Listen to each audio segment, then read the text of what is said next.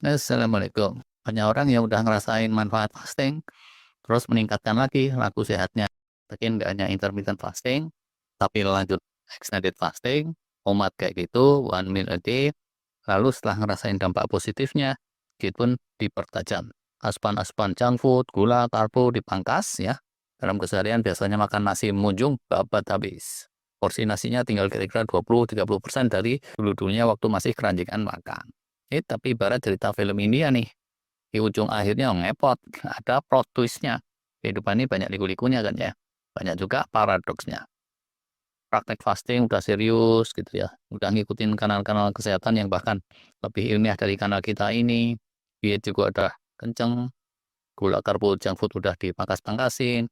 Berat badan ada aja yang tetap tidak bergeming, bahkan ada yang naik. Tiap nginjek timbangan, widih, 90 kilo atau kurang dikit, atau bahkan lebih. Dan ada nggak sih yang kayak gini? Nah, setahu saya sih ada. Saya udah dengar tuh, ahli sekeliling ya yang mengalami paradoks seperti ini lumayan banyak. Di luar sana mestinya lebih banyak lagi. Jadi ini tuh fakta ya, bukan mitos. Bahkan dietnya bener pun, fastingnya bener, tetap ada yang ngalamin seperti itu. Kok bisa sih? Nah, jawaban spiritualnya ini tentu rezeki dari Allah. Beliau melapangkan rezeki untuk siapapun yang dikehendaki dan atau beliau membatasinya. Kalau kita lihat di jalanan gitu ya, ya emang kayak gitu. Ada banyak orang ya, salah satu rezekinya itu tubuh yang langsing ramping.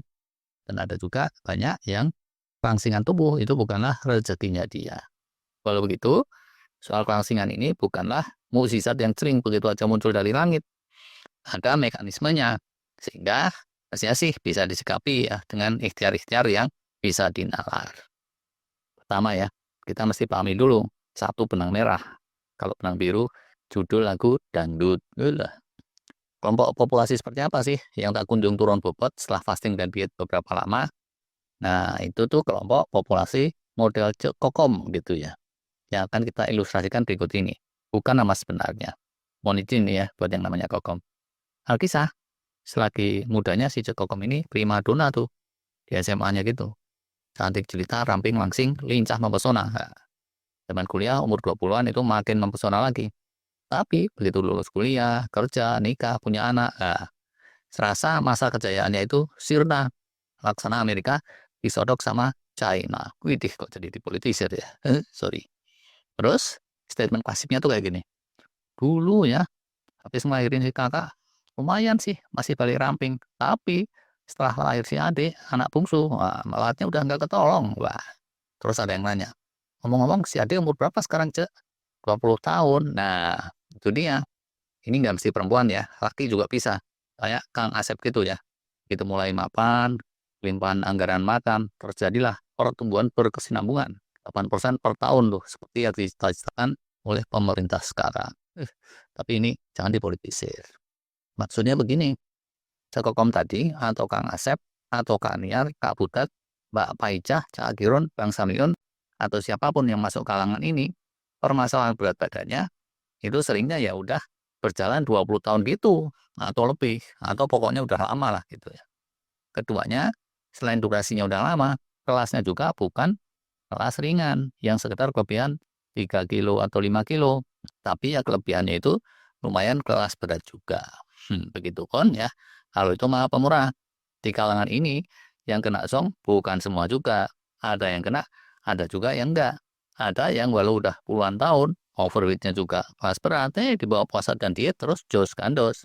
Terjadi transformasi mencengangkan. Tapi intinya ya, sejauh yang saya amati, mohon koreksi nih kalau salah. Yang crude fasting dan diet rendah gula karbo, tapi tidak atau belum menghasilkan perubahan yang kasat mata, itu jarang banget terjadi di kalangan yang di luar partai merah ini. Bukan partai merah, deng. Waduh, partai merah ini nanti dikira politik lagi ya. Tapi ngerti kan ya yang saya maksud. Kota merah inilah ya pokoknya. Permasalahan sudah mengakar 20 tahun, dalam lagi masalahnya, ya mestinya sih untuk membalikan keadaan agak terlalu ngarep kalau cuma dengan modal fasting dan diet beberapa bulan seperti yang sering diobrolin di kanal kita sini dan kanal-kanal fasting yang lain. Karena Allah tuh Maha Adil kan ya. Ini ibarat toilet kotor dekil, itu ada stadium-stadiumnya. Kalau menurut iklan sih, pembersih toilet bisa digembar-gemborkan bikin semuanya seperti baru.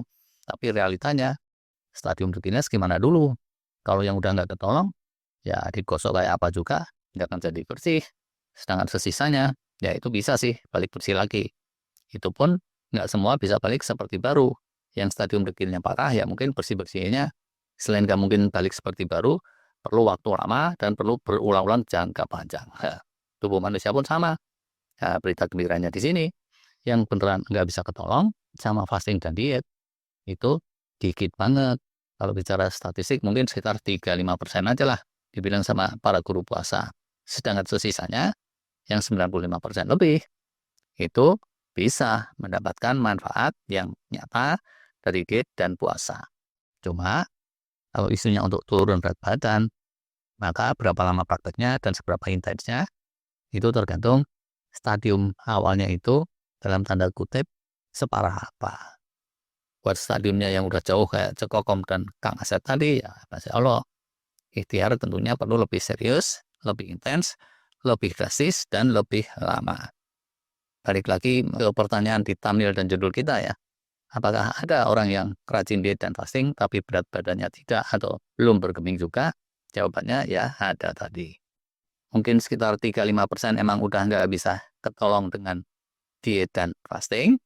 Selebihnya, kalau yang stadium berat, sebenarnya itu bisa ketolong. Tapi perlu waktu lebih lama dan diet fasting yang jurusnya lebih khusus. Nah, gitu deh. Pertanyaan sudah terjawab ya, ini bukan sekedar hipotesis atau teori. Ini nyata.